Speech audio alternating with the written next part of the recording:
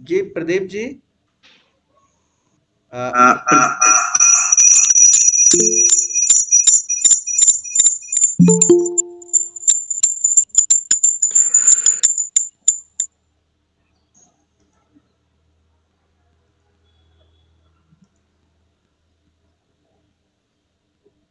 प्रदीप जी।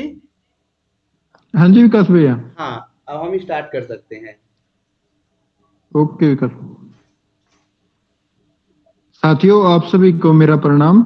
मैं प्रदीप, महाराजा छत्रसाल बुंदेलखंड विश्वविद्यालय का डिपार्टमेंट ऑफ पॉलिटिकल साइंस का शोध छात्र हूँ। आज का जो लेक्चर करवाया गया है वो है how to write a research paper, जो कि इंडियन रिसर्च स्कॉलर एसोसिएशन के द्वारा ऑर्गेनाइज किया गया है। और इसमें आज के हमारे जो मुख्य वक्ता हैं वो है डॉक्टर महेश शुक्ला जी। आप प्रोफेसर हैं, head of the department sociology है, government TRS college Rewa Madhya Pradesh से। और आज के इस लेक्चर का मैं संयोजक हूं और डॉक्टर प्रियंका मलिक जी इसकी को कन्वीनर हैं। और संगठन के head Vikas Kumar ji Indira Gandhi national tribal central university of Amarkantak से जुड़े हुए हैं। आप वेलकम स्पीच देंगे। और Krittibas Datta ji university of board Banga West Bengal से जुड़े हुए हैं, वो वोट ऑफ थैंक्स करेंगे। तो विकास जी, आप वेलकम स्पीच से सर का स्वागत करिए। Okay, you all can listen me well. Yes, sir. Okay, thank you, Pradeep Kumar ji. First of all, I would like to welcome the all participants of this lecture series who have taken a valuable time and become a part of this lecture series. I would like to welcome the all executive committee members of Indian Research Scholar Association who have organized this beautiful lecture series in contemporary topic. I would like to welcome the in depth of my heart and core of my heart our very significant speaker and Professor Mahesh Kumar Sukla sir, and sir has accepted our request very easily and give us permission that I will be delivered lecture in on this topic. So I would most welcome your sir, and I welcome the convener of this lecture series, Pradeep Kumar ji, and co-convener of this lecture series, Priyanka Malik ji, and president of this association, Kritibas Datta ji, and our media person, जैसा कि मैं देख रहा हूँ, नेहा नैना जी, and our very significant and dynamic we can say as a very dynamic member, Megha Kunwar ji is from Hemoti Nandan Bahuguna Vishwavidyalaya. I welcome to all of you, and again I welcome on the behalf of this association, on the behalf of me, all respected research scholars, professors, academic person. So thank you so much. Welcome. Okay, Priyank. Pradeep ji, you can proceed. Thank you Vikas ji. अब मैं प्रियंका मलिक जी से अनुरोध करूंगा कि वो sir का परिचय करवाएं एक बार।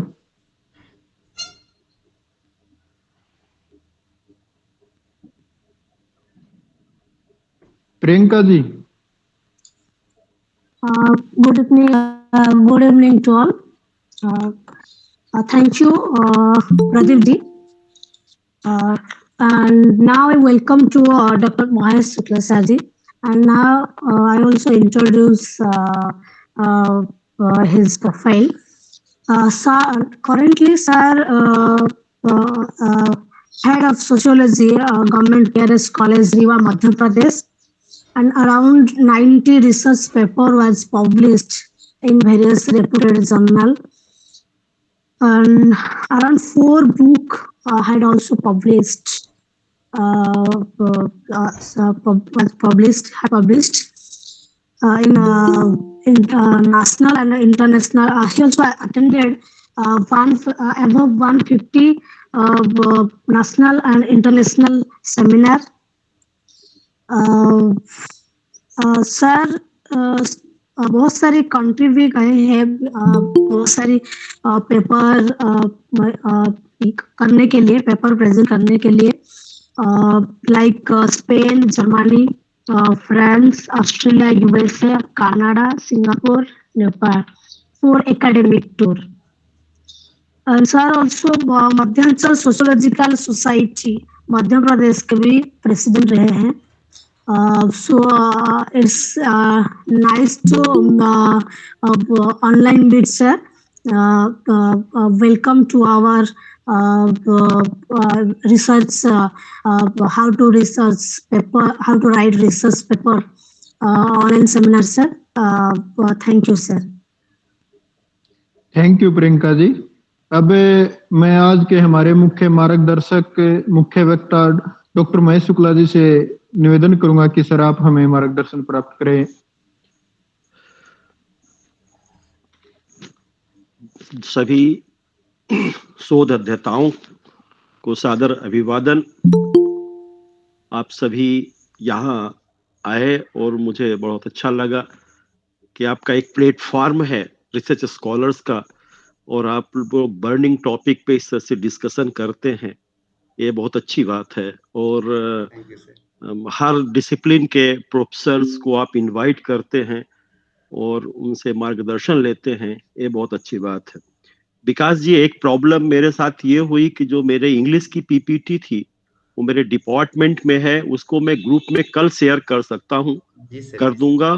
जी और हिंदी की मेरे इसमें लैपटॉप में, क्योंकि अभी इसी टॉपिक पे एक रिफ्रेशर कोर्स में लेक्चर दिया था, तो वो इसी में है. तो मैं पीपीटी जो शेयर करूंगा वो हिंदी वाली है, वो इंग्लिश वाली कल मैं ग्रुप में डाल दूंगा. जैसे डिपार्टमेंट पहुंचूंगा वैसे ही डाल दूंगा. जी सर. मैं शेयर कर लूं? Sure sir, sure. बिल्कुल सर.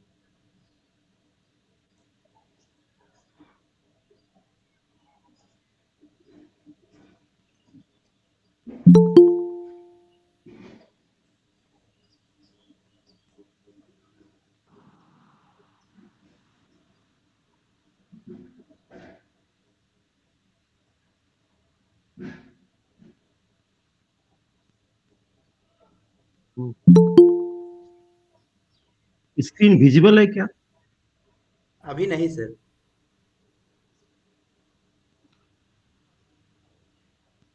हेलो? अभी तक तो नहीं है सर. नहीं है. नहीं sir, not visible, sir. Okay.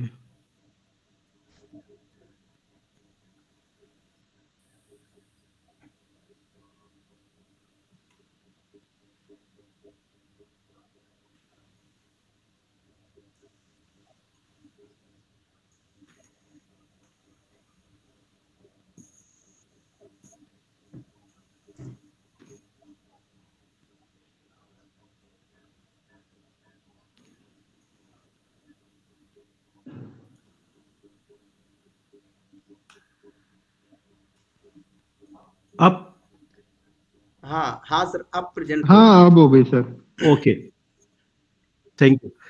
ये थोड़ा इसमें गूगल मीट में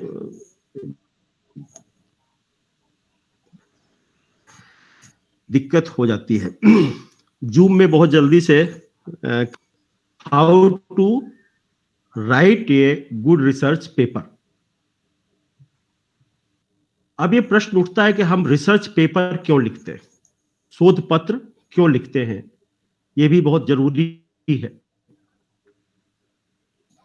शोध पत्र, क्योंकि आप सभी रिसर्च स्कॉलर हैं और आप जब थीसिस सबमिट करेंगे या बहुत सारे लोग सबमिट कर चुके होंगे, तो अब नए ऑर्डिनेंस में तो एक ही रिसर्च पेपर की मांग की गई है, जो नया ऑर्डिनेंस 11 है और यूनिफाइड है पूरे हिंदुस्तान में। लेकिन इससे पहले ऑर्डिनेंस जब 13 था तो 2 रिसर्च पेपर होते थे। अब एक रिसर्च पेपर जो आपको पब्लिश होगा उसके लिए भी यूजीसी केयर लिस्टेड होनी चाहिए।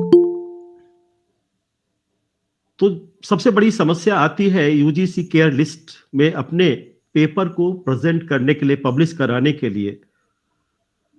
हर जर्नल्स के अपने कुछ पैरामीटर्स होते हैं और उस पैरामीटर्स को फॉलो करना बहुत जरूरी होता है। तो हम रिसर्च पेपर लिखते हैं तो कुछ हमारे ऑब्जेक्ट होते हैं। एक होता है कि नवीन विचार एवं ज्ञान की खोज, कोई आपके अंदर कोई नई चीज आ रही है और उस नई चीज को जो है आप पब्लिश करना चाहते हैं। It is important that you learn how to find out what has been reported in the literature and how to actually obtain a research articles. Research articles और research paper दोनों में एक बेसिक अंतर होता है। हम जो रिसर्च पेपर लिखते हैं, एक आर्टिकल और एक रिसर्च पेपर में बेसिक अंतर यह होता है कि आर्टिकल तो हम कहीं भी पब्लिश करा सकते हैं, किसी पत्रिका में, किसी अखबार में, किसी मैगजीन में। लेकिन जो रिसर्च पेपर पब्लिश होते हैं वो आपके रिसर्च जर्नल जो होंगे वहीं पब्लिश होंगे। तो अगर आपके अंदर कोई नई आइडियोलॉजी आई है, नए विचार आए हैं, कोई नई चीज आप लेना चाहते हैं, आपके दिमाग में वो चीजें आ रही हैं, किस पे हम कुछ बात कर सकते हैं, कुछ बहस कर सकते हैं, कुछ इंटरेक्शन कर सकते हैं साथियों के साथ, इसलिए आप करते हैं। एक अच्छी थीसिस या लघु शोध प्रबंध लिखने के लिए भी आप करते हैं, राइट ए क्वालिटी थीसिस और डिजर्टेशन। अब क्वालिटी थीसिस और डिजर्टेशन लिखने के लिए, जैसे अपने हिंदुस्तान में तो हम डिजर्टेशन और थीसिस लिखने के बाद रिसर्च पेपर लिखा जाता है। लेकिन अगर आप कुछ यूरोपियन वेस्टर्न कंट्री हैं, आप यूएस जाएंगे या यूके जाएंगे या कनाडा, कई ऐसे कंट्रीज हैं जहां पे आपको, जब आप रिसर्च करने की अपनी फरमाइश करेंगे टीचर से कि हम रिसर्च करना चाहते हैं, तो वो पहले आपका एक सिनॉप्सिस मांगेंगे कि जिस बात पे आप रिसर्च करना चाहते हैं, जिस विषय पे आप रिसर्च करना चाहते हैं, उस पे एक पेपर लिखिए, अपनी बात कहिए। और वो अगर जूरी के पास उनकी टीम रहती है, उनके पास अगर उन्होंने ओके कर दिया तभी आप उस पर लिखेंगे। तो एक रिसर्च स्किल को डेवलप करने के लिए भी, रिसर्च राइटिंग को डेवलप करने के लिए भी हमें रिसर्च पेपर लिखा जाता है। तो ये भी है, एक हमारा एक ऑब्जेक्ट होता है।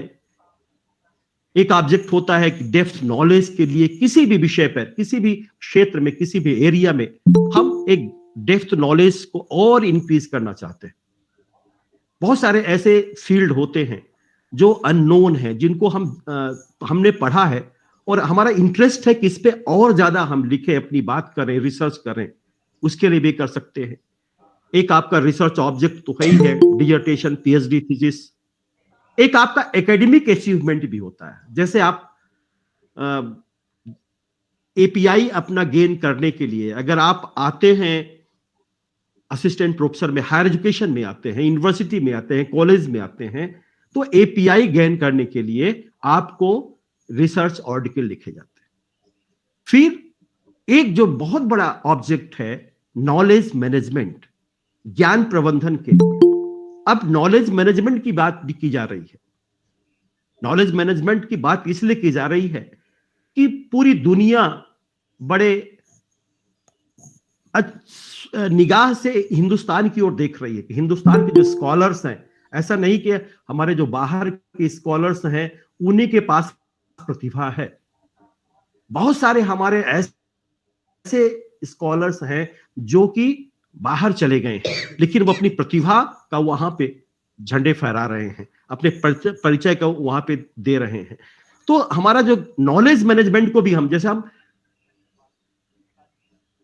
आर्थिक मैनेजमेंट की बात करते थे, इकोनॉमिक मैनेजमेंट की बात करते थे, सोशल मैनेजमेंट की बात करते थे, हम पॉलिटिकल मैनेजमेंट की बात, कई मैनेजमेंट होते हैं, प्रबंधन होते हैं, लेकिन नॉलेज मैनेजमेंट की बात कोई नहीं करता। अब जरूर बात हो रही है कि हमें किस तरह से जो है अपनी प्रतिभा डेवलपमेंट के लिए, लेखन कार्य में दक्षता प्राप्ति के लिए भी आप करते हैं। और बहुत सारी प्रॉब्लम्स हैं आपकी, सोशल प्रॉब्लम्स है, चाहे पॉलिटिकल सोशियोलॉजी के हों या सोशियोलॉजी के हों, जोग्राफर हों, बहुत सारी प्रॉब्लम्स हैं। उन प्रॉब्लम्स को भी जो है हमें हैंडल करना है। एक हमारा ऑब्जेक्ट ये भी होता है, it is also important that you learn how to set a research objective. आप अपने रिसर्च ऑब्जेक्टिव को किस तरह से सेट कर सकते हैं। If you want your paper to be effective, you must have a well and clearly defined purpose. आपको जो है अगर अपने पेपर को, अपने ऑब्जेक्ट को डिफाइन करना है, तो आप अपने रिसर्च को डिफाइन करना है, तो आपको अपने ऑब्जेक्ट को डिफाइन करना होगा कि हम रिसर्च पेपर लिख रहे हैं तो क्यों लिख रहे हैं। अब इसके बाद आता, तो ये हमारे कुछ ऑब्जेक्ट हो जाते हैं कि हम रिसर्च पेपर इसलिए लिख रहे हैं, अपने एकेडमिक के अचीवमेंट के लिए लिख रहे हैं, अपने राइटिंग वर्क के लिए रहे हैं, राइटिंग स्किल को डेवलप करने के लिए लिख रहे हैं, या हम अपने थीसिस के संबंध में या किसी सोशल प्रॉब्लम्स को जानने के लिए लिख रहे हैं। अब इसके बाद आता है स्ट्रक्चर क्या है आपका। जो रिसर्च पेपर आप लिखते हैं उसका एक स्ट्रक्चर होता है।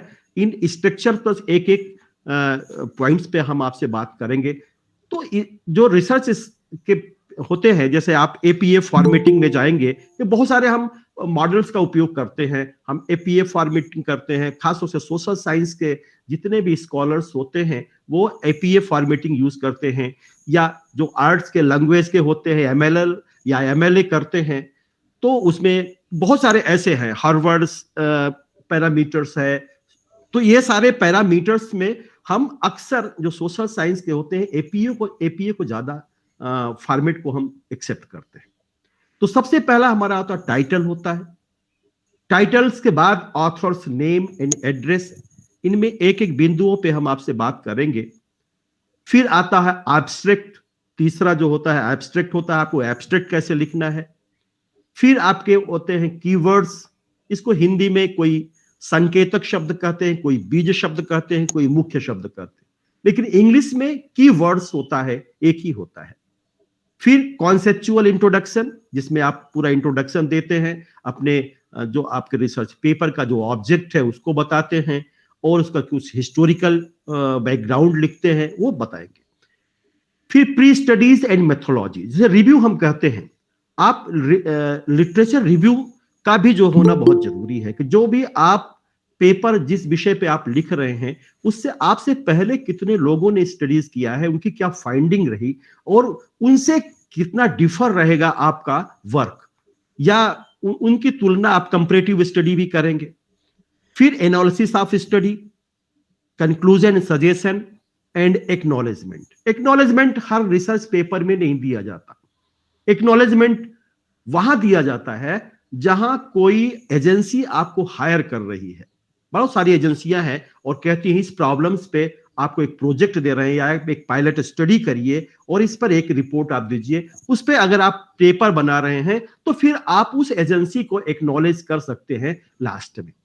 या आपने कहीं वर्ल्ड कॉन्फ्रेंस या किसी कॉन्फ्रेंस में आपने पेपर पढ़ा है और यूजीसी ने आपको स्पॉन्सरशिप दी है, आईसीएसआर ने स्पॉन्सरशिप दी है, आप गए हैं, तो वहां पे भी आप नीचे एक्नॉलेज कर सकते हैं। तो इस तरह से ये जो चीजें होती हैं किसी भी रिसर्च पेपर के पार्ट होते हैं। अब आता है पहला शीर्षक, हेडिंग आपका कैसे होना चाहिए। हेडिंग को चाहे वो हमारे डिजर्टेशन या पीएचडी की हेडिंग हो और चाहे आपका रिसर्च पेपर का हेडिंग हो, दोनों में के ऑब्जेक्ट आपको पहले निर्धारित करना होगा कि आपका विषय क्या है, आपका विषय किस विषय से आप पेपर लिख रहे हैं। तो पहले आपका ऑब्जेक्ट को बना करके ही शीर्षक लिखा जाए। ऐसे नहीं कि शीर्षक आपने कुछ लिखा है, हेडिंग कुछ है और अंदर कंटेंट कुछ है, तो उससे फिर क्या होता है कि वो पेपर की वो जो सिग्निफिकेंस है वो खत्म हो जाती है।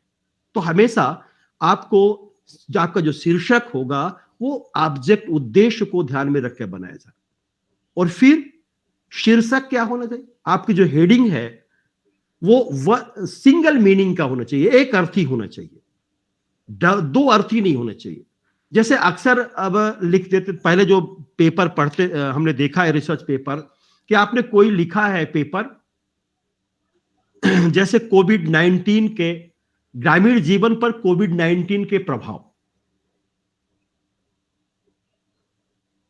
Impact of COVID on rural life.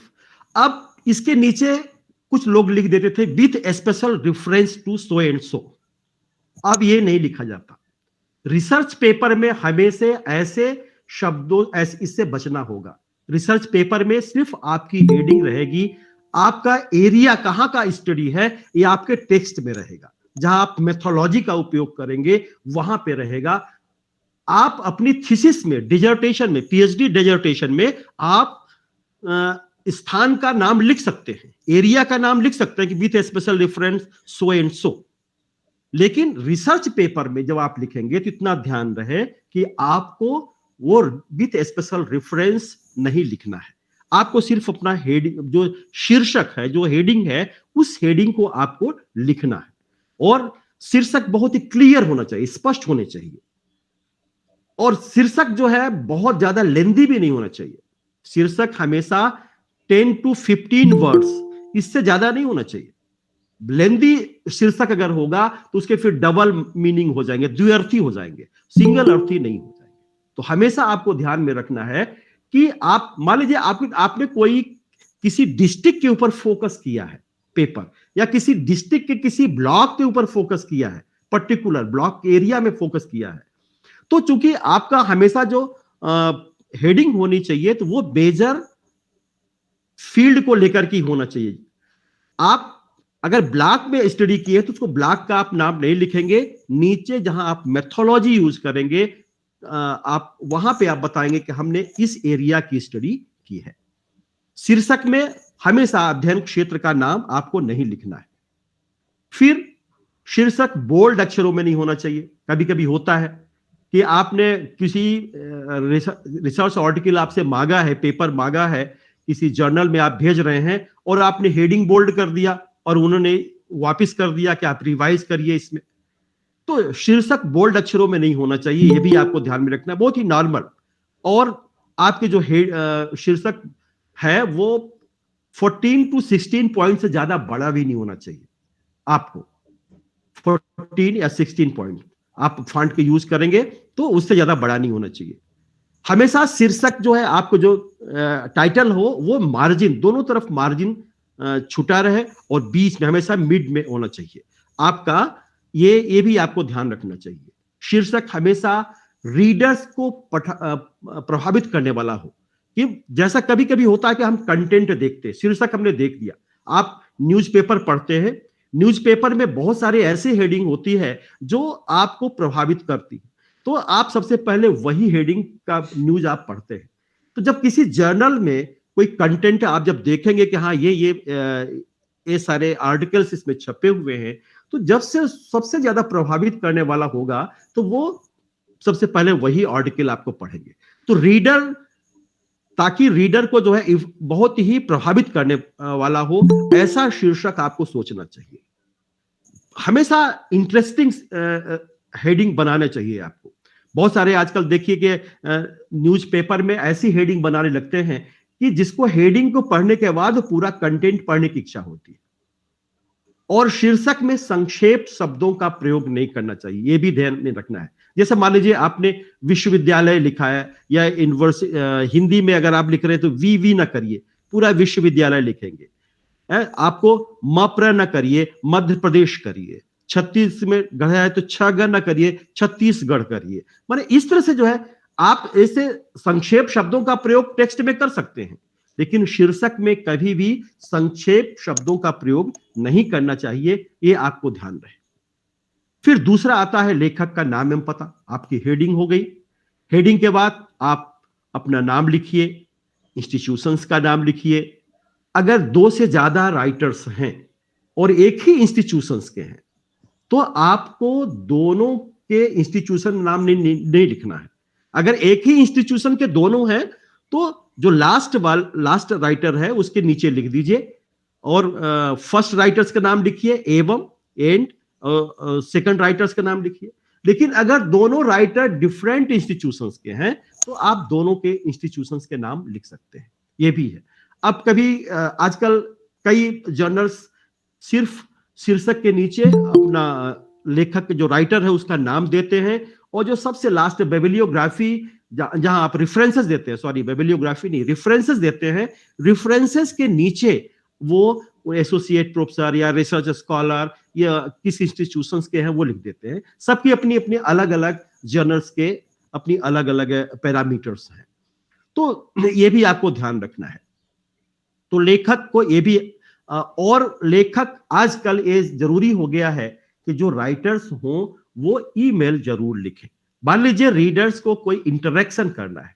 कुछ ऐसे जर्नल्स होते हैं, जैसे हम आपको बताएं कि इंटरनेशनल जर्नल एक आता है सोशियोलॉजिकल एब्स्ट्रैक्ट, हमारे इंटरनेशनल सोशियोलॉजिकल एसोसिएशन से प्रिंट होता है सोशियोलॉजिकल एब्स्ट्रैक्ट। उसमें पेपर नहीं छपते हैं, सिर्फ एब्स्ट्रैक्ट छपते हैं, और उसमें पूरा एड्रेस रहता है। अगर किसी को इंटरेक्शन करना है तो आप सीधे मेल से उस राइटर्स के साथ आप इंटरेक्शन कर सकते हैं।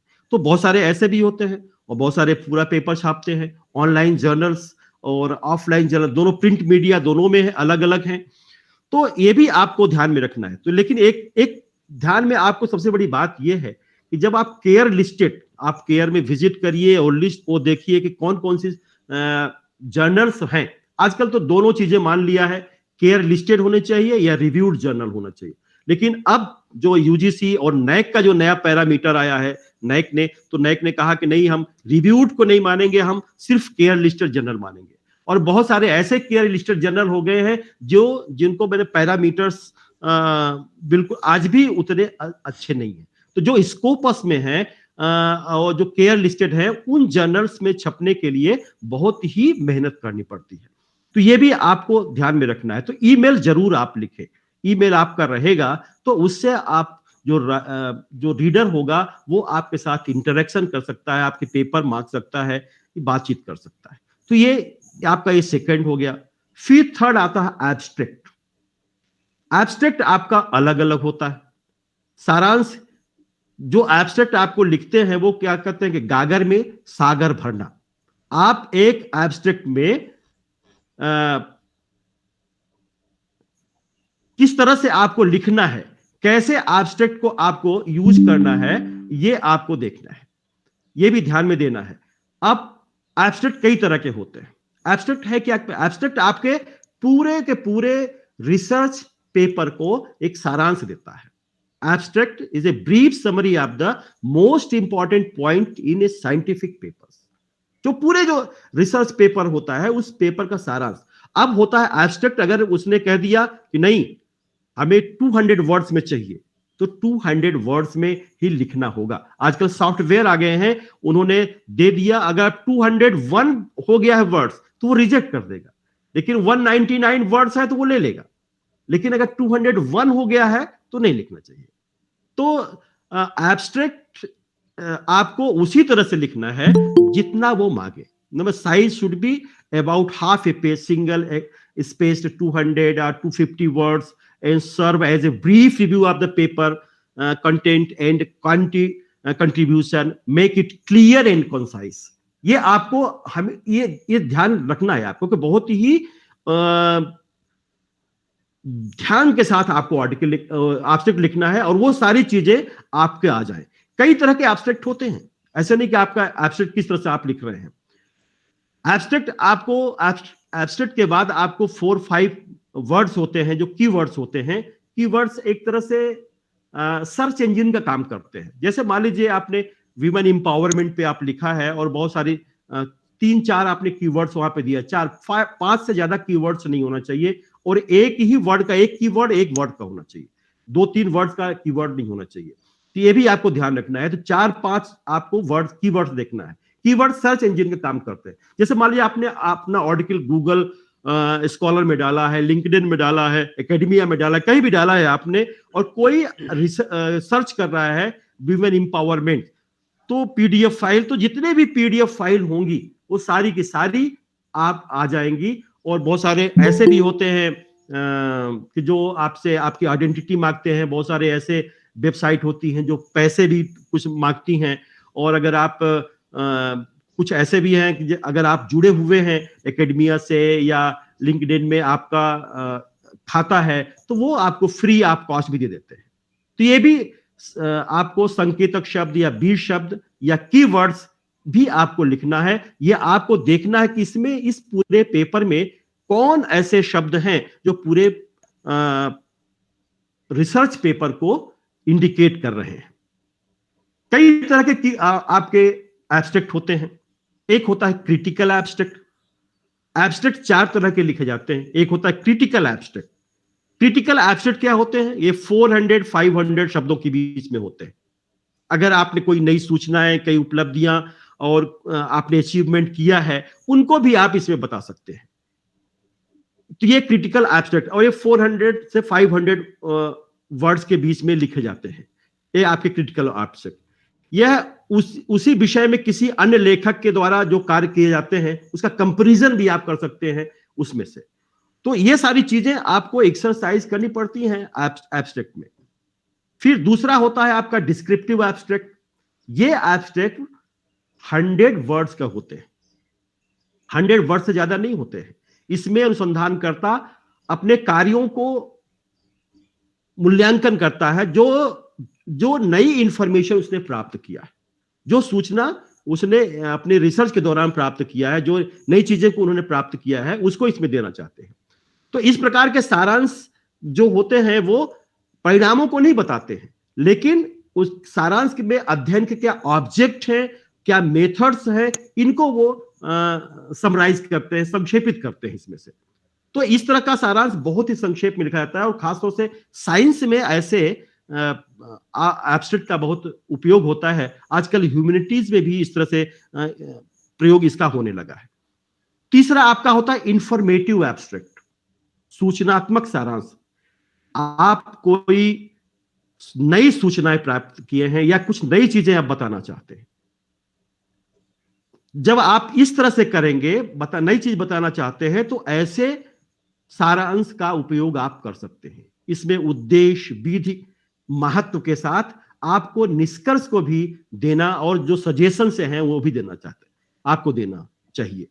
और हमेशा जब एब्स्ट्रैक्ट आप लिखें तो जो एब्स्ट्रैक्ट की जो लास्ट अंतिम 2 लाइन होती हैं उनमें आप ये जरूर लिखें कि आप क्या इस रिसर्च पेपर में क्या आप बताना चाहते हैं, क्या प्राप्त करना चाहते हैं, क्या आपका अचीवमेंट है।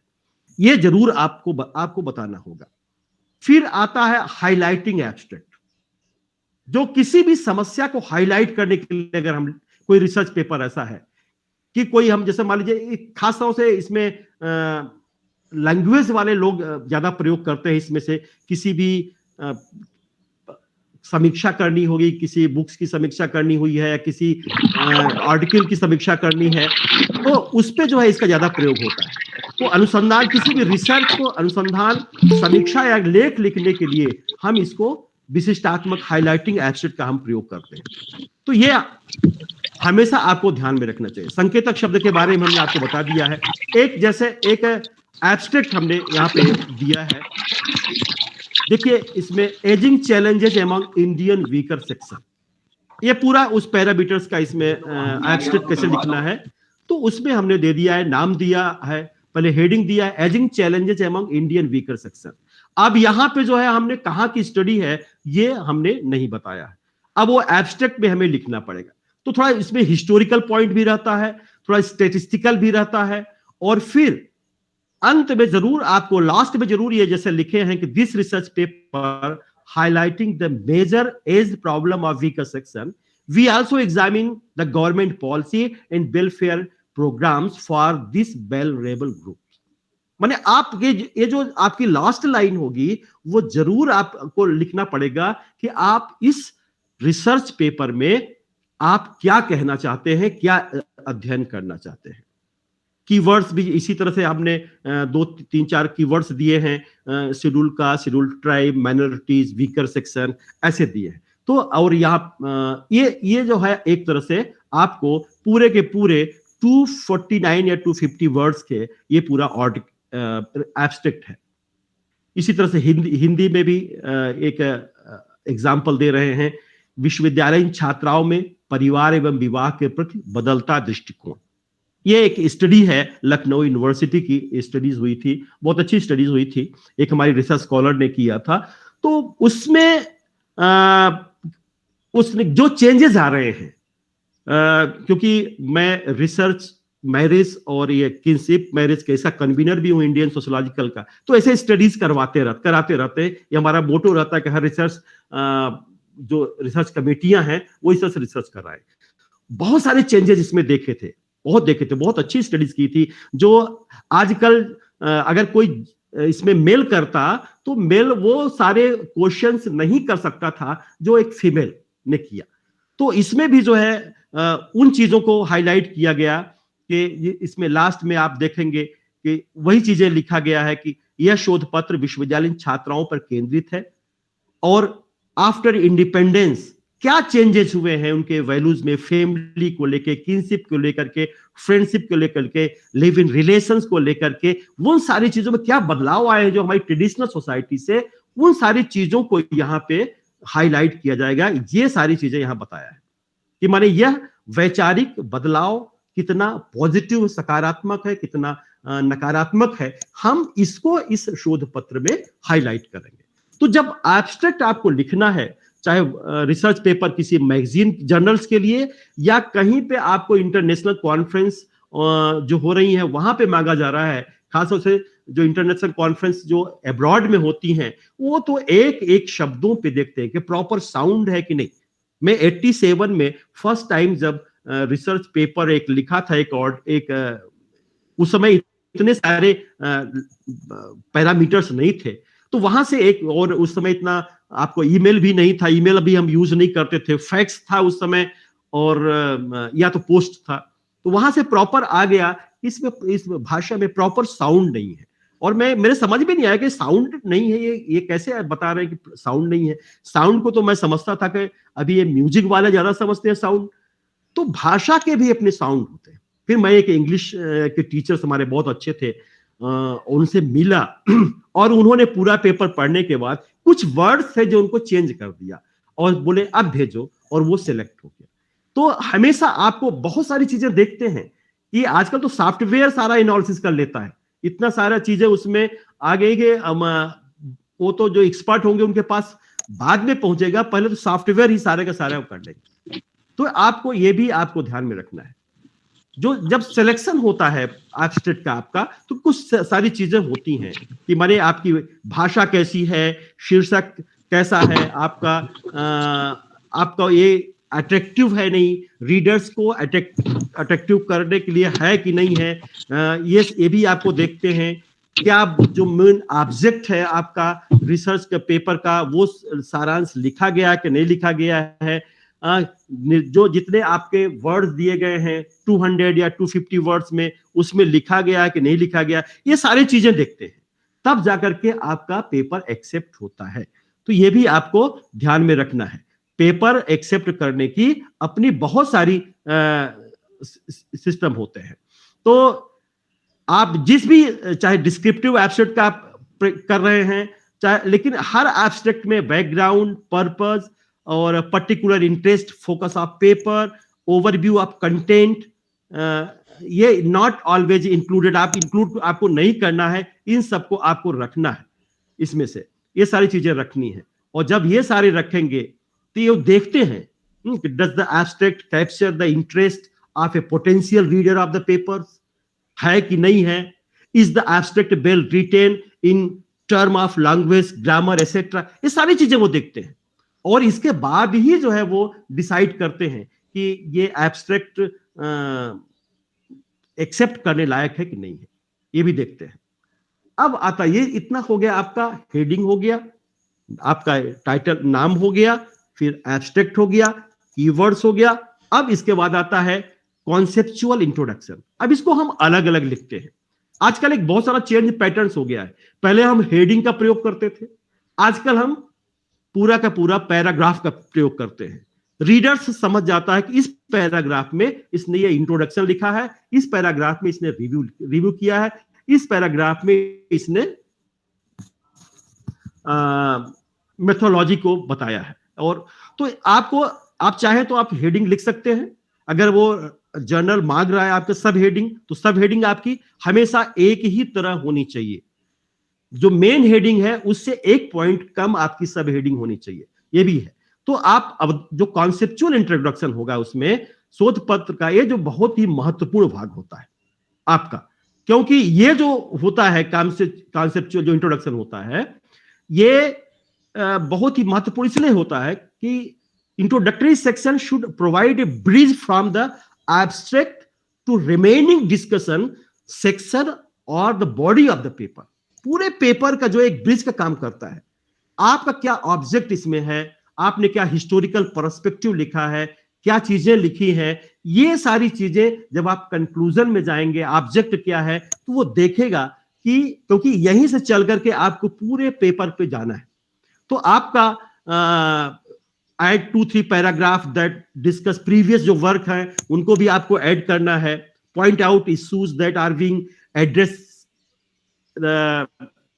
इन द प्रेजेंट वर्क। आपको प्रेजेंट वर्क को बहुत सारी चीजें आपको इंट्रोड्यूस करना है। तो इन चीज, ये बहुत ही महत्वपूर्ण होता है। आपने किसी अप्रोच का अगर आपने प्रयोग किया है, किसी मॉडल का प्रयोग किया है, उस मॉडल को भी यह बताना है आपको। तो यह बहुत जरूरी है, इसका विश्लेषण भी जरूरी होता है। तो ये आपको अवधारणात्मक, इसको इंट्रोडक्शन भी कह देते हैं, कोई अवधारणात्मक परिचय देते हैं, कोई परिचयात्मक देते हैं, कोई, माने यहां पूरे आपको अपने पेपर का इंट्रोडक्शन बताना है। आप क्यों लिख रहे हैं, क्या ऑब्जेक्ट है और क्या अप्रोच है, क्या मॉडल आपने उपयोग किया है, ये सारी चीजें आपको देना होगा। इस भाग में, इस पार्ट में जो आपकी मेन पर्पज है, क्या ऑब्जेक्ट है, इसको भी बताना बहुत जरूरी होता है। और क्योंकि आपको बता दिया कि सीधे ब्रिज का काम करता है, निष्कर्ष से जुड़ा होता है। जब हम निष्कर्ष में पहुंचेंगे तो ये देखते हैं कि हमने जो इंट्रोडक्शन में ऑब्जेक्ट लिखा है वो ऑब्जेक्ट पूरा हुआ कि नहीं पूरा हुआ। अगर पूरा नहीं होता है तो आपको हताश होने की आवश्यकता नहीं है, आपको निराश होने की आवश्यकता नहीं है। आप फिर उसका सॉल्यूशन आप देंगे कि कैसे आप उसका क्या विकल्प है, हम आपको आगे बताएंगे। तो आपने इस भाग को जो भी आप अध्ययन करेंगे, लिखेंगे, वो बहुत ही अट्रैक्टिव भाषा होनी चाहिए। बहुत ही ज्यादा नहीं कि आपने बहुत लिटरेरी वर्ड्स का उपयोग किया है, बहुत ही सिंपल वर्ड्स का। आप अगर आप देखिए, जो आप नॉवेल कभी आप पढ़ें, उनका जो 3 इडियट्स लिखा है, तो आप उनके जितने नॉवेल उनको आप देखेंगे, आपको कहीं भी लिटरेरी वर्ड नहीं दिखेंगे, बहुत कम दिखेंगे। ऐसा उनके नॉवेल हैं कि जितने भी आप कोई अगर 10 स्टैंडर्ड्स का है, 12th स्टैंडर्ड्स का है, इंग्लिश उसकी ठीक है, तो वो भी वो समझ सकता है। तो बहुत लिटरेरी वर्ड्स आपको यूज नहीं करना है अपने रिसर्च पेपर में, ये भी ध्यान रहे। फिर रिव्यू ऑफ लिटरेचर, ये भी बहुत जरूरी है। अब आपका एक पैराग्राफ रिव्यू ऑफ लिटरेचर होगा। इसमें ये जो है आपके रिसर्च पेपर का बैरोमीटर है। एक तरह से थर्मामीटर आप कर लीजिए। टेम्परेचर जैसे मेजरमेंट करने के लिए हम क्या करते हैं, थर्मामीटर का उपयोग करते हैं। तो ऐसे ही पूरे पेपर का जो है आपको साइंटिफिक बनाने में ये जो प्री स्टडीज हैं उनको जरूर आपको लिखना है। जैसे मान लीजिए आप पैंडेमिक पे कोविड पे लिख रहे हैं, तो कोविड भी क्या पैंडेमिक एक है। तो इससे पहले जो सोसाइटी में जितने पैंडेमिक आए हैं उन पैंडेमिक के बारे में भी आपको चर्चा करना पड़ेगा। ये आए हैं, इनका इंपैक्ट इतना रहा इंपैक्ट, क्योंकि हर आज से जो पहले पैंडेमिक आए हैं उन पे हम ज्यादा कंट्रोल जल्दी नहीं कर पाए थे। क्यों नहीं कर पाए थे? इतना इंफ्रास्ट्रक्चर नहीं था, इतनी फैसिलिटीज नहीं थी, ये सारी सुविधाएं नहीं थी। आज हमने इस पैंडेमिक को कंट्रोल कर लिया, उसके लिए बहुत जल्दी वैक्सीन बना लिया। तो उनको भी थोड़ा सा हाईलाइट करना पड़ेगा, क्या इंपैक्ट पड़ा था सोसाइटी पे इनका, और फिर उससे कोरिलेट करिए। और जब भी आप प्री स्टडीज, आप रिव्यू ऑफ लिटरेचर का यूज करें, तो ऐसा नहीं, आपको एक ध्यान में रखना है, टेक्स्ट बुक के कभी भी मैटर यूज नहीं करना है।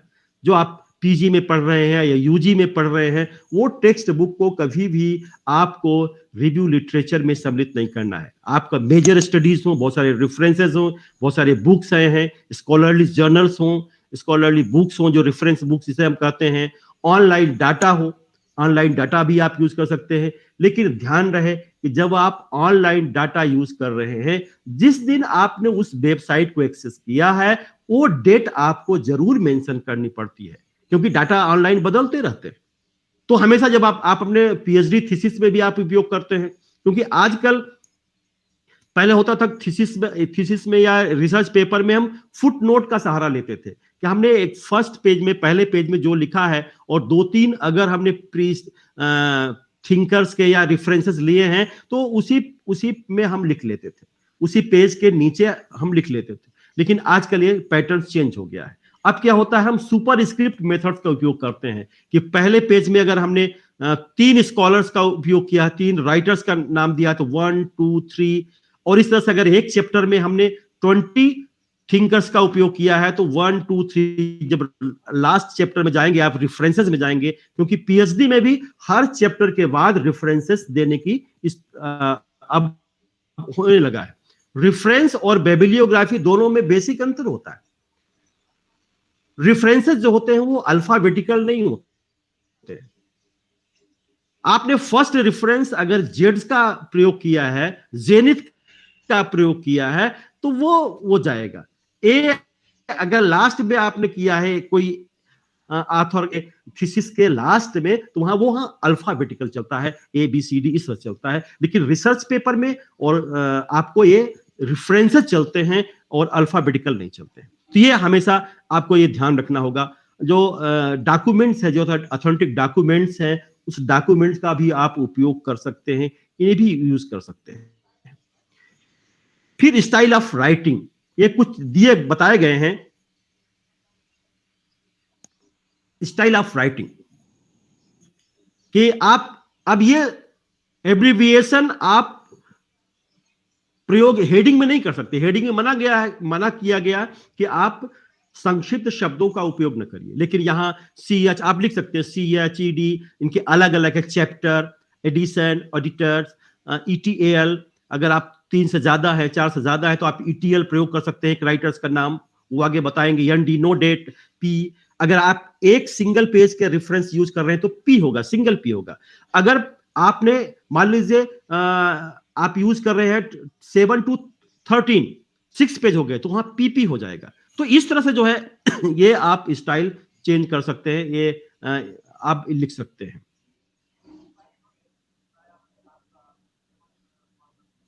ये रिवाइज जो एब्रिविएशन आया अभी आपका 7th वर्जन में, जो APA के, तो उसमें बहुत सारी चीजें उन्होंने रख दिया है। ये हम आपको PPT शेयर कर देंगे, तो उसमें ये सारी चीजें आप देख लीजिएगा। अब style of writing in text कैसे करेंगे? अब आप रिव्यू लिखते हैं जब, तो रिव्यू आप लिखेंगे जब, तो एक एग्जांपल हमने दिया। यहां पे आपने देखा है चारवाक का जड़वाक और ब्रैकेट में हमने चंद्रधर शर्मा 1990, 22 और 1 किया है। जब आप रिव्यू लिखेंगे तो इसी तरह से लिखेंगे वहां पे, और 1 का जो डिटेल्स होगा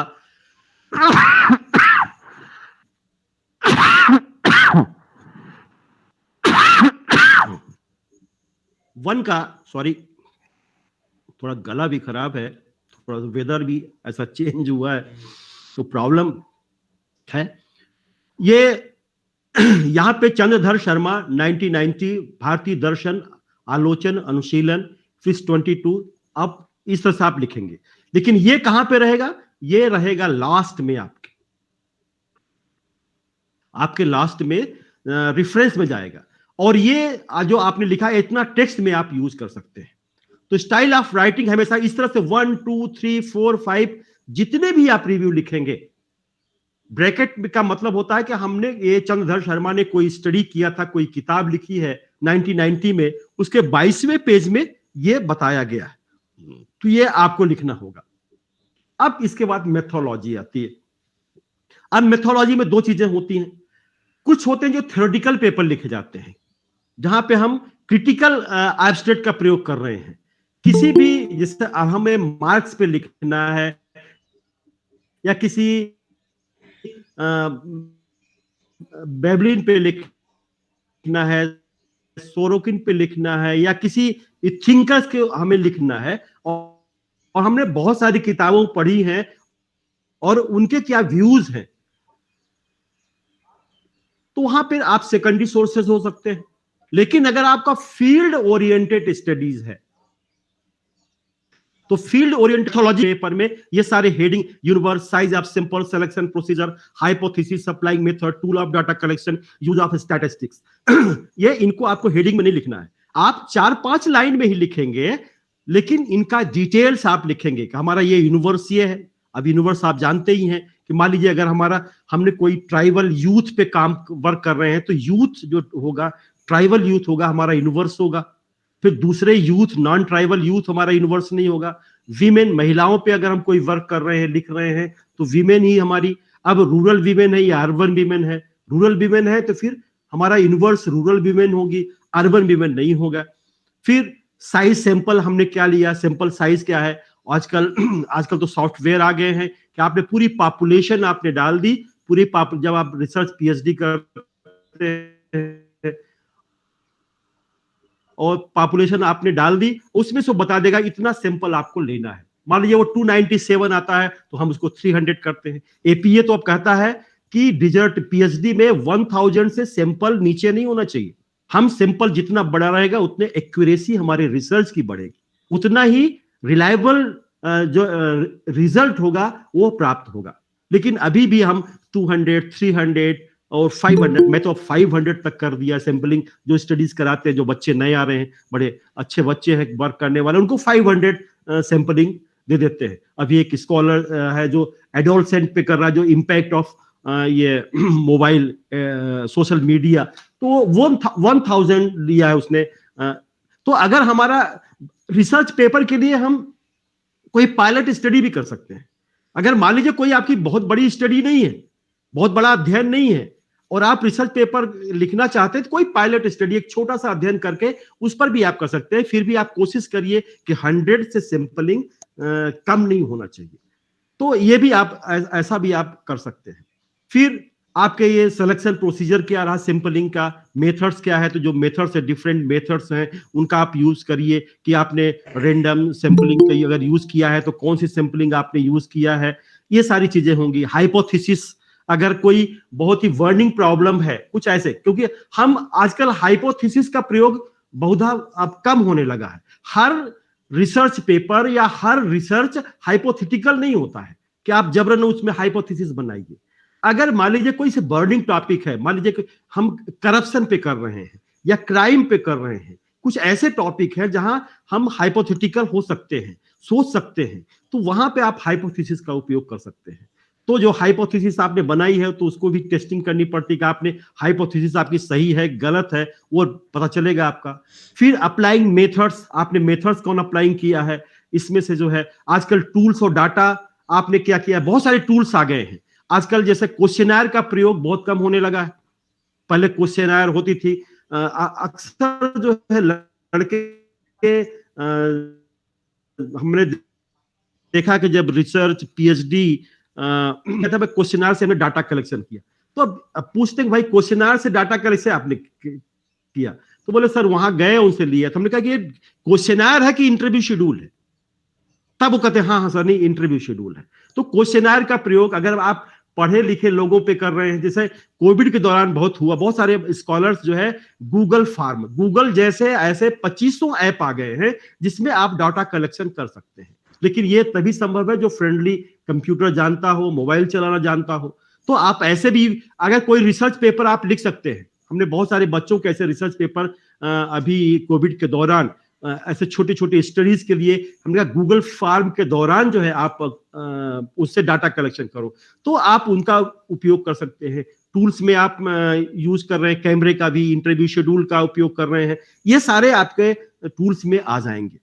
फिर यूज ऑफ स्टैटिस्टिक्स, अगर आपने एसपीएसएस का प्रयोग किया है तो एसपीएसएस तो आजकल बहुत चलता है कि माने आप पेपर के लिए भी आप उपयोग कर सकते हैं, डाटा एनालिसिस के लिए। लेकिन फ्रेंडली है वही जान सकता है कि जो एसपीएसएस चलाना जाता है, नहीं तो आपको फिर किसी कंप्यूटर ऑपरेटर्स को सहायता लेना पड़ेगा कि ये।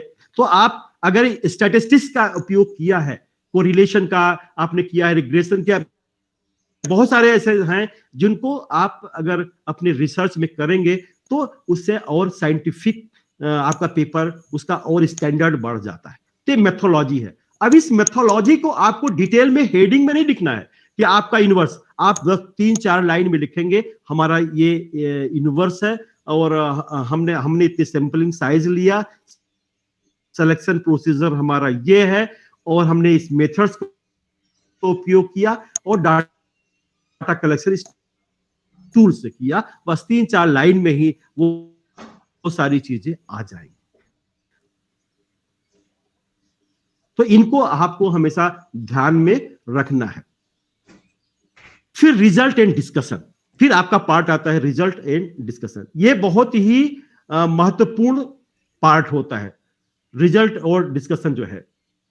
रिजल्ट और डिस्कशन क्यों महत्वपूर्ण होता है इसमें? क्योंकि आपने पहले ही इंट्रोडक्शन में लिखा है, describe the result in detail and include a healthy detail discussion. आपको यहां हेल्दी आर्टिफिशियल लैंग्वेज भाषा का उपयोग नहीं करना है। जो फैक्ट है उसी फैक्ट को जो है आपको उपयोग और कंट्रास्ट विद प्रीवियस रिजल्ट्स, जो पहले के जो वर्क हुए हैं उनसे आपका जो है कैसे आपका वर्क डिफर है, अलग है। Include schemes, photograph to enhance the scope of discussion, ये सारी चीजें आप कर सकते हैं। Citing every argument with a published work, ये इससे बचना है आपको। आप हर वर्क को आप साइट करें, ये जो है आपको नहीं करना है, ऐसा नहीं करना है। तो हमेशा इस बात पर ध्यान रखें कि आपका जो वर्क है, जो इससे पहले का जो पिछला वर्क है, उस वर्क से आपका कितना डिफर है और आपने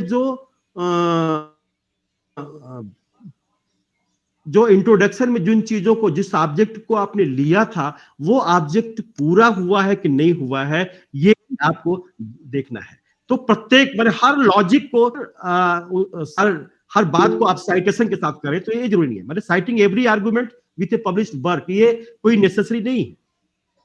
और आपको ये भी देना कि जो एक्सेसिव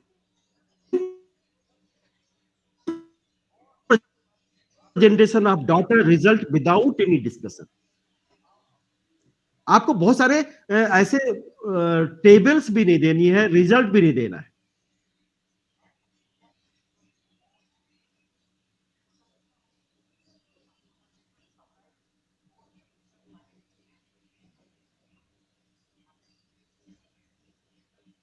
और इस भी आप and to what you said you were going to do in this research, ये सारी चीजों को आपको देखना है कि आपने जो इंट्रोडक्शन में दिया है, पहले दिया है, जिस उद्देश्य को लेकर के आपने कॉन्सेप्चुअल एनालिसिस किया था, इंट्रोडक्शन दिया था, अवधारणात्मक विश्लेषण किया था, वो ऑब्जेक्ट आपका क्या पूरा हुआ कि नहीं पूरा हुआ। अगर नहीं पूरा हुआ है तो क्या कमियां रह गई हैं, उन कमियों को थोड़ा सा आप पॉइंट कर सकते हैं कि ये चीजें रही हैं, और उस कमी को दूर करने के लिए आप फ्यूचर में दूसरे को,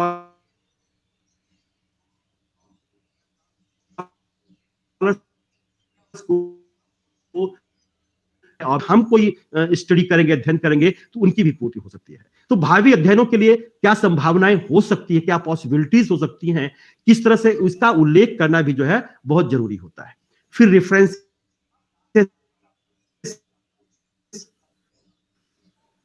अब रेफरेंसेस आपने हमको आपको बताया था अभी, सुपरस्क्रिप्ट मेथड्स का आपको टेक्स्ट में अगर यूज कर रहे हैं, सुपरस्क्रिप्ट एग्जांपल जैसे है, जैसे स्मिथ एंड जोन्स 1962 51, यहां 1 हमने कर दिया है। ये हमारा अगर पहला साइटेशन 1 है तो 1 कर देंगे, दूसरा है 2 कर देंगे, 3 कर देंगे, 4 कर देंगे, जितने भी। यही स्टाइल आजकल पीएचडी वर्क में भी चली है। आप जब पीएचडी डिसर्टेशन लिखेंगे तो यही स्टाइल उसमें भी चलती है। तो ये भी आपको ये देखना है वो रेफरेंसेस को। रेफरेंसेस में आपको जो आईटीसी है, इंफॉर्मेशन टेक्नोलॉजी का, आप कैसे आप इन टेक्स्ट साइटेशन, आईटीसी का मतलब होता है इन टेक्स्ट साइटेशन, आप टेक्स्ट में साइटेशन कैसे करेंगे। तो जैसे एग्जांपल हमने यहाँ पे दिया है, टीडीएस आलोक 1 हो गया, जबरीमल पारक 2 हो गया, Edward and Herman Robert W Merrick जैसी किताबें हैं, इन पे अगर कोई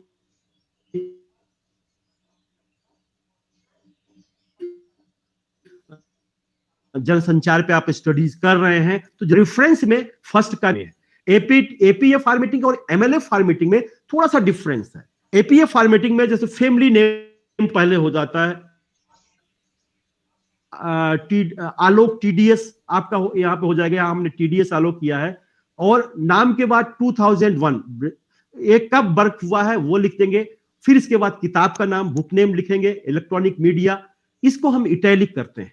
बुक्स नेम हमेशा इटैलिक होंगे, चाहे आपके पीएचडी के थीसिस में हो और चाहे आपके रिसर्च पेपर में। बहुत सारे हमने केयर लिस्टेड में, जब स्कोपस की मीटिंग हुई थी 2 महीने पहले दिल्ली में, ऑडिटर्स मीटिंग उन्होंने किया था, तो उसमें हमने दिखाया था, बहुत सारे सवाल उठाए थे कि केयर लिस्टेड कैसे हो गई जब ये पैरामीटर नहीं है।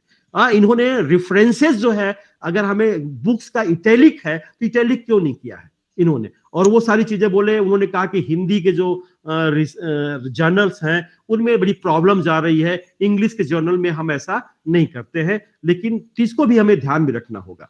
फिर इसके बाद आपके जो पब्लिशर होंगे, अनामिका पब्लिशर एंड डिस्ट्रीब्यूटर्स जैसे है नेम वो देंगे।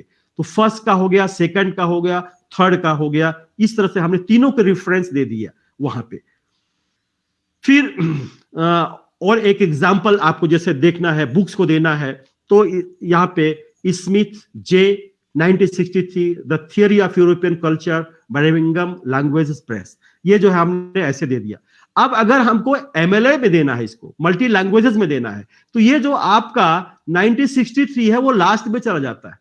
आप ब्रैकेट जो यहाँ पे बना हुआ है वो ब्रैकेट लास्ट में चला जाएगा। पब्लिशर माने जो पब्लिशर नेम है उसके बाद उनका आता है। तो थोड़ा ही माइनर चेंज है एमएलए मल्टी लैंग्वेजेस लैब में या मल्टी लैंग्वेज एसोसिएशन में, और एपीए अमेरिकन साइकोलॉजिकल एसोसिएशन, जो है इसको हम एपीए कहते हैं, और इस एपीए पैरामीटर्स को हम लोग अक्सर यूज करते हैं।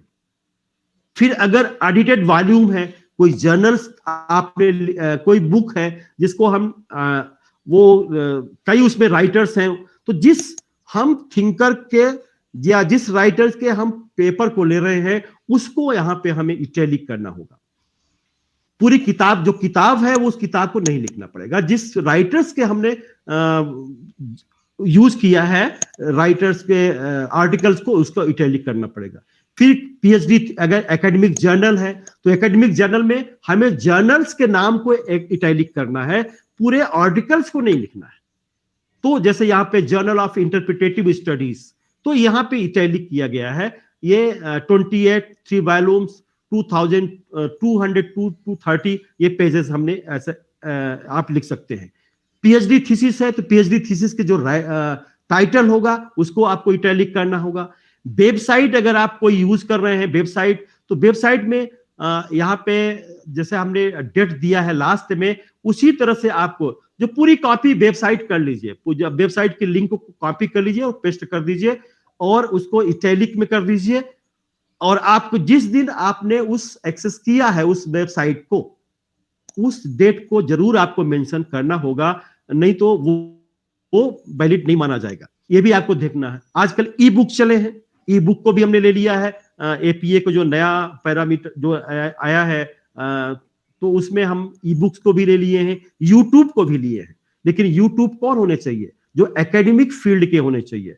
जैसे आपने कोई अगर यहाँ यूज कर रहे हैं इग्नू के कोई यूट्यूब हैं, वीडियो लेक्चर हैं, या हार्वर्ड के हैं, ऑक्सफोर्ड के हैं, ऐसे कोई ऐसा नहीं किसी ने यूट्यूब बना दिया है प्रोफेशनल और उस पे जो है आप साइटेशन कर रहे हैं, तो वो नहीं मान्य होंगे। तो आप यूट्यूब की लिंक को आप पेस्ट कर सकते हैं और पूरा यहाँ पे लिखने के बाद आप उसके लिंक को पेस्ट कर सकते हैं। फिर न्यूज़पेपर, अगर वेब पेज है तो वेब पेज को भी अगर आपने लिया है, पहले इसे हम नहीं इंक्लूड करते थे रेफरेंस में, रिसर्च पेपर में। अब हम पीएचडी की थीसिस और दोनों में हम यूज करने लगे हैं, तो उसकी पूरी जो वेब पेज की लिंक होगी उसको जो है हम पेस्ट कर देंगे और कॉपी करके पेस्ट कर देंगे। प्रिंटेड न्यूज़पेपर है तो प्रिंटेड न्यूज़पेपर में जो नेशनल इंटरनेशनल लेवल के न्यूज़पेपर है, ऐसा नहीं कि आजकल तो एक शहर से 50 न्यूज़पेपर छपते हैं, तो उनको नहीं, जो नेशनल इंटरनेशनल, जैसे अपने यहाँ द हिंदू है, इंडियन एक्सप्रेस है, टाइम्स ऑफ इंडिया है, इनका आप यूज कर सकते हैं। फॉरेन के अगर कोई न्यूज़पेपर है तो उनको यूज कर सकते हैं, तो उनको आप यूज कर सकते हैं।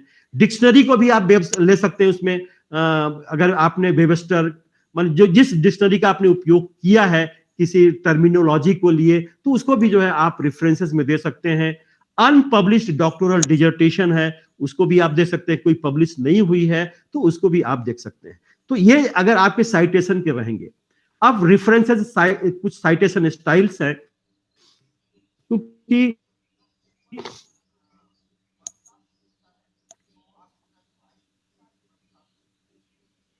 ये जो रिसर्च पेपर का वर्कशॉप जब होता है, तो आपको बताया जब आईसीएसएसआर के वर्कशॉप होते हैं, तो एक सेशन एक सेशन चले, तो हम समराइज कर रहे हैं, सोच रहे हैं कि सारी चीजों को थोड़ा थोड़ा सा पर रख दें। तो एमएलए जो है मॉडल लैंग्वेज एसोसिएशन में होगा। रेफरेंस लिस्ट कैसी होगी है? रेफरेंस उसमें अब देखिए हमने एपीए में क्या किया था, एपीए में राइटर्स के नाम के बाद हम यहाँ पे करते ब्रैकेट में लिखते थे ईयर, लेकिन यहाँ क्या हो गया है, यहाँ ईयर जो है doing social research New York McGrath hills 1988, तो 1988 को हमने लास्ट में रख दिया। अगर हम एपीए में इसी को लेते तो बेकर एल थेरेसिस के यहाँ के बाद हम ब्रैकेट में 1988 लिखते। तो इस तरह से होता है। बुक विथ वन ऑथर, अगर एक ऑथर कोई किताब लिखा है एक ऑथर, तो उसका हम कैसे साइटेशन करेंगे? अगर दो ऑथर्स लिखे हुए हैं तो उनका family name, authors last name, first name, title, place of publication, publisher, year of publication, ये क्या होता है? रेफरेंस होता है आपके एमएलए का। और एपीए में होगा authors, year of publication, title of book, फिर पब्लिशर, इस तरह से होता है। तो ये थोड़ा सा बेसिक अंतर है दोनों में। तो इनको जो आप अलग अलग कर सकते हैं। अगर आपके 2 और 3 ऑथर्स हैं तो 2 और 3 ऑथर्स में हम किस तरह से आप यूज कर सकते हैं, उनको भी आप लिख सकते हैं कि authors last name, first name and last author first name और लास्ट नेम, ये हम करेंगे अगर 2 से ज्यादा ऑथर्स हैं। लेकिन अगर मोर देन 3 ऑथर्स हैं तो यहां हम ईटीएल का प्रयोग कर सकते हैं, ईटीएल का प्रयोग करते हैं, मोर देन 3 ऑथर्स। तो ये इस तरह से हमारा साइटेशन होना चाहिए। अगर साइटेशन रेफरेंसेस हमने ठीक से नहीं दिया है तो फिर वो रेफरेंसेस वो फिर एक्सेप्ट नहीं करेंगे, पेपर एक्सेप्ट नहीं करते। अब आता है कि आपका इवेल्युएशन क्राइटेरिया का, जो आप रिसर्च पेपर केयर लिस्टेड में डालेंगे तो उसके इवेल्युएशन क्राइटेरिया भी होता है। माने your paper will be graded according to the कुछ क्राइटेरिया है, फॉलोइंग क्राइटेरिया। कंटेंट आपको जो है क्या कंटेंट है, एक्यूरेसी क्या है, ओरिजिनलिटी क्या है, ये पेपर में 30% देखेंगे। 30% है तभी जो है आप ये इससे 30% आपको लेंगे। फिर पेपर रिजल्ट एंड कंट्रीब्यूशन, ये 40% रहेगा उनका। और फिर ऑर्गेनाइजेशन मतलब proper abstract, good title, appropriately numbered, सब sections with descriptive titles, good transition between sections, use of diagram and tables, good English, ये 20% होगा। और appropriately chosen and annotated bibliography या citation जो आपने किया है वो 10% होगा। ये ध्यान में आपको रखें कि जो डायग्राम टेबल्स हैं बहुत ज्यादा उपयोग नहीं करना है। अगर मान लीजिए जैसे ज्योग्राफी के हैं या रिसर्च स्कॉलर या साइंस के हैं तो वो आपको फोटोग्राफ आप यूज कर सकते हैं, बहुत सारे फोटोग्राफ आप यूज, लेकिन बहुत ज्यादा फोटोग्राफ यूज न करिए। टेबल भी क्या होता है, दो तरह की स्टाइल हो गई है। अब टेबल हम सारे रेफरेंस के पहले लगा देते हैं, 1 2 3 4 5 6 ऐसा कर सकते हैं। ये तो अपना जर्नल का जो एडिटर है वो करता है।